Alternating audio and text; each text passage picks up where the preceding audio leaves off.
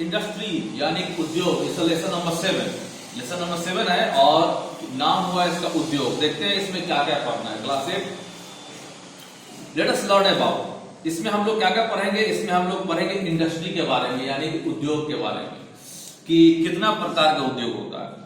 Classification of industries को कितने भाग में हम लोग क्लासिफिकेशन कर सकते हैं, वर्गीकृत कर सकते हैं, बांट सकते हैं।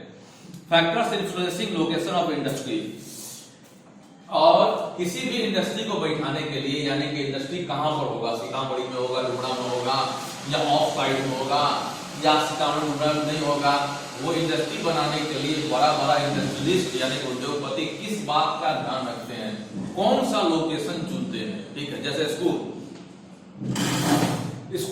जितना सीतामढ़ी में सीबीएसई स्कूल है बड़ा वाला, उसको चाहिए बड़ा स्पेस, और बड़ा स्पेस के साथ साथ सस्ता जमीन कहाँ मिलेगा? ऑफ साइड में ही मिलेगा, टाउन में बहुत महंगा जमीन मिलेगा। ठीक है, जैसे यहाँ से भी दूर इलाका में तुमको खेत में ही जमीन खरीद लिया जाएगा, बड़ा सा स्कूल खोल दिया जाएगा, सस्ता। ठीक है, और सिर्फ इसी बात का ध्यान रखा जाएगा कि ट्रांसपोर्ट के लिए रोड उचित होना चाहिए। ये कारक हुआ इंडस्ट्री बैठाने के लिए। और क्या क्या पढ़ेंगे? इंडस्ट्रियल रीजन ऑफ इंडिया का औद्योगिक क्षेत्र कौन कौन है, ये भी पढ़ेंगे। मेजर इंडस्ट्री, यानी कि इंडिया में बड़ा तुमको इंडस्ट्री उद्योग कौन कौन है, सो भी पढ़ेंगे।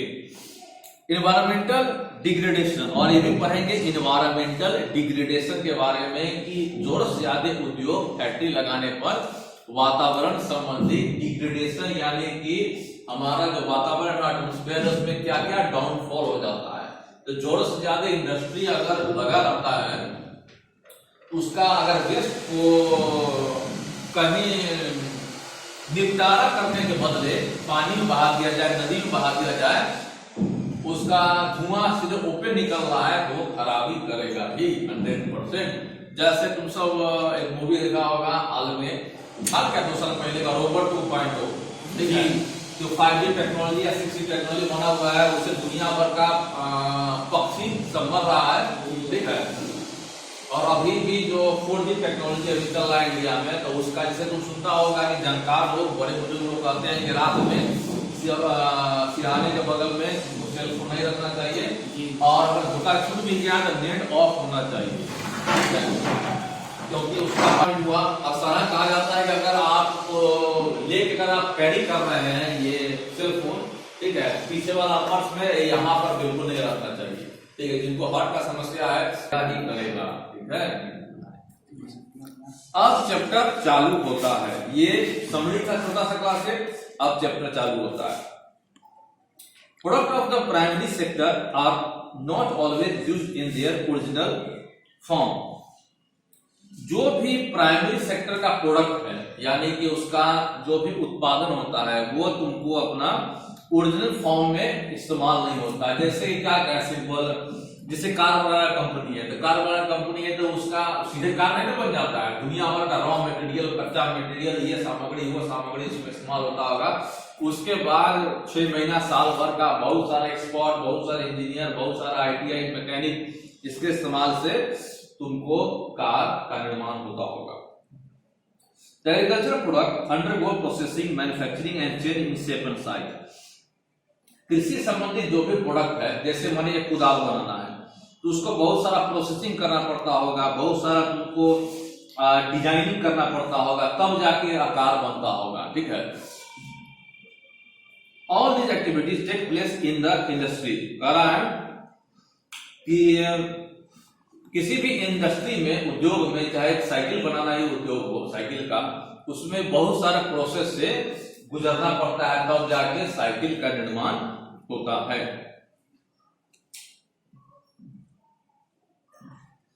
ये इंडस्ट्री वर्ड है, ये भी अधिकतर वर्ड की तरह, यानी किताब के अनुसार अधिकतर वर्ड की तरह तुमको लैटिन वर्ड से आया है, जिसको कहा जाता है इंडस्ट्रिया, और इंडस्ट्रिया मतलब होता है डिलीजेंस। आगे समझेंगे कि डिलीजेंस का मतलब क्या होता है।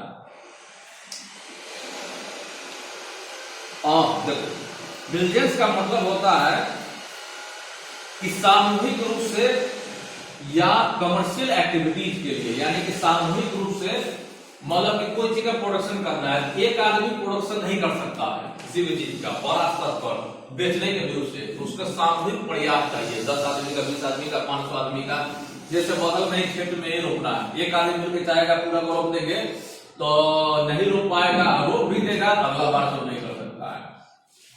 जैसे मान लो कि स्मार्टफोन तुमको बनाने के लिए उस इंडस्ट्री में, उस कंपनी में हजारों की संख्या में कारीगर काम करता होगा, कोई फिनिशिंग का काम देखता होगा, कोई तुमको उसका मैकेनिक वाला काम करता होगा, कोई कैमरा एक्सपर्ट होगा, है ना। यानी कि सामूहिक लोगों के प्रयास से ही इंडस्ट्री का काम हो सकता है।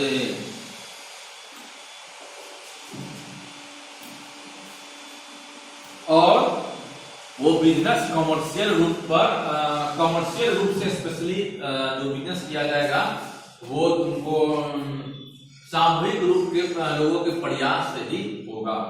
ये शुरू का टॉपिक खत्म हुआ। इसमें क्लास 8 समझने में क्या दिक्कत हुआ? जो भी दिक्कत हुआ काउंटर क्वेश्चन को करो, कैमरा कॉन्शियस नहीं हो, ठीक है। नेचुरली जो चीज चल रहा है उसे चलने दो, ठीक है। तो उसमें क्या समझ नहीं आया से बोलो, काउंटर क्वेश्चन करो, ताकि पढ़ाने में हमको भी इंटरेस्टिंग लगे और तुमको भी इंटरेस्टिंग लगे।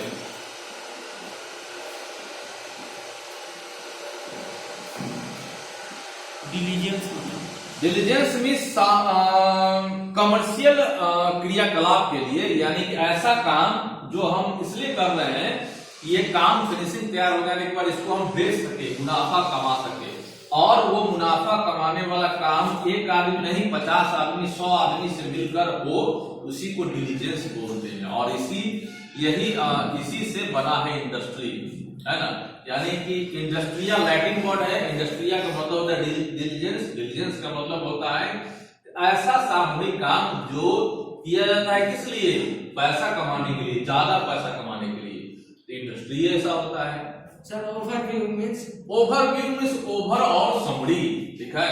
ओवरव्यू यानी कि आज क्लास में जो भी बात हुआ उसको ओवरव्यू क्या हुआ? ओवरव्यू हुआ कि जो भी पढ़ाया जाएगा आज वो बच्चा को इंप्रेसिव लगे और उसको समझ में आ जाए। और जिस बच्चा को नहीं समझ में आ रहा है वो आज का वीडियो अपलोड होगा, ठीक है, YouTube चैनल पर, और उसको बच्चा कल या परसों देख ले दोबारा समझने के लिए। इस आज का क्लास का ये ओवरव्यू हुआ, है ना। वैल्यू एडिशन कहां पर दिया हुआ है? इंडस्ट्री। हाँ, वो अभी नहीं पढ़ाया है, बढ़ जाओ, पढ़ाएंगे तब बताना। जितना अभी आधा पढ़ा है उसमें से पूछो काउंटर क्वेश्चन, है ना। अब बोलो।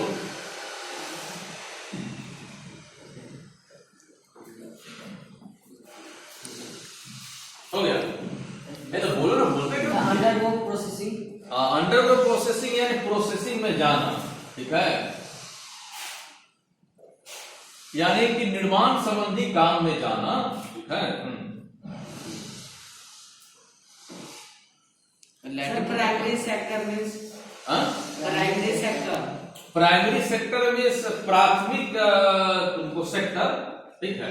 और जैसे शुरुआती जो सेक्टर हुआ, ठीक है। जैसे कि स्मार्टफोन कंपनी हुआ, तो स्मार्टफोन कंपनी सीधे बनाने लगता होगा, उसमें जो बेसिक काम जो होता होगा, ढांचा बनाना, डिजाइन बनाना, पेंटिंग वाला काम करना, ठीक है। और उसका भारी काम क्या होगा? उसका मशीनरी, उसका मदरबोर्ड, ये सब मशीन मदरबोर्ड वगैरह जो हुआ, जिसका जो टेक्निकल चीज हुआ, वो सेकेंडरी सेक्टर में डाला जाएगा। जो खाका बनाना, डिजाइन बनाना, जिसमें सॉफ्टवेयर का काम नहीं होती, इसको तुमको प्राइमरी सेक्टर में डाला जाएगा, ठीक है।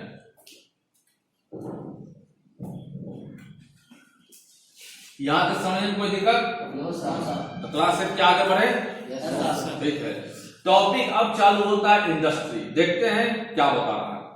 Manufacturing is categorised under secondary sector, not because it is of secondary importance, but because it transforms material of the primary sector and add value to it.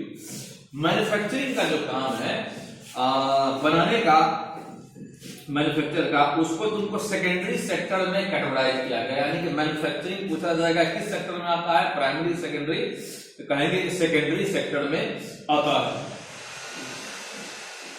ऐसा नहीं है कि सेकेंडरी सेक्टर में आता है तो उसका कोई इंपॉर्टेंट नहीं है, इसलिए इंपॉर्टेंट है कि जब तक प्राइमरी सेक्टर का काम खत्म नहीं होगा तो वो काम सेकेंडरी सेक्टर में जाए नहीं करेगा।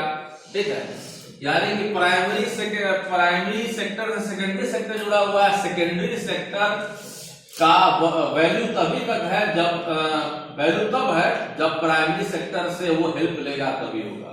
यानी दोनों एक दूसरे से जुड़ा हुआ है। ठीक है, तभी कोई चीज का प्रोडक्शन होगा, कोई सामग्री तैयार होगा।